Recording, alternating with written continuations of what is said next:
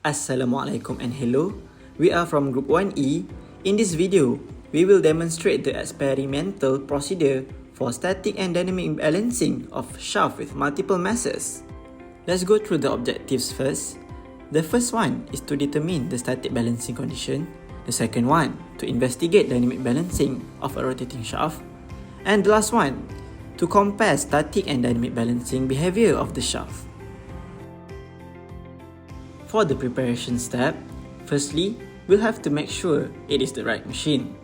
Next, make sure all 4 blocks are available. Then, check for the amount of metal balls accordingly.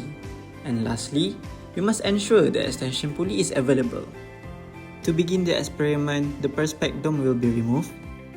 Next, the extension pulley will be attached. After that, attach the block to the shaft using the given fasteners. For this experiment, it is important to make sure only one block is measured at one time. And finally, tie the measuring bucket at the extension pulley to put the metal balls inside the bucket. To end this preparation step, make sure the angle is at 0 degree every time you want to start putting in balls inside the weighing bucket. And with that, we can proceed to the next step. To determine the static balance condition, we must first measure the WR using metal balls. We can start measuring the WR by gradually adding in metal balls and increase the amount to your liking. In this video, we increase the amount of metal balls by 10 each time. The metal balls will be added until the block rotates exactly 90 degrees on the angle display. And once you are done, to obtain the WR values, put it on the scale and to tabulate your data for each block.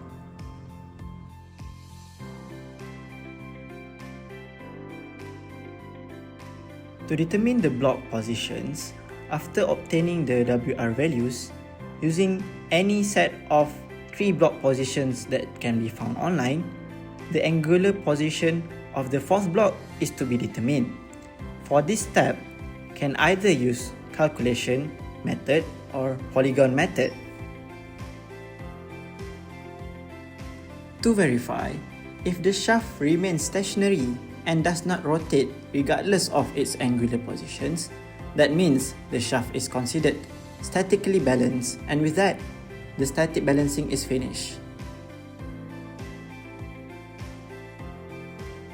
For the preparation step, the setups are similar like static balancing experiment, so we can use the same WR values for this experiment. The set of 3 blocks angular positions and distance can again be found online.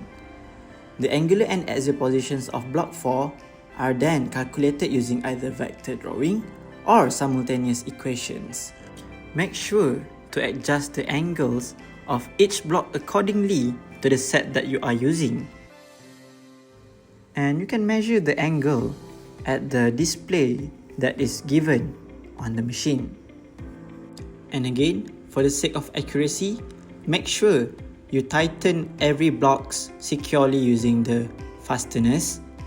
And once everything is complete, we can proceed to the next step. Before switching on the motor, install the drive belt on the shaft so that the shaft can rotate. And to ensure safety, make sure perspex dome are reinstalled, and you can place either coin or bearing on top of the dome to test the vibration and smoothness of the rotation. And with that, the dynamic balancing experiment is finished.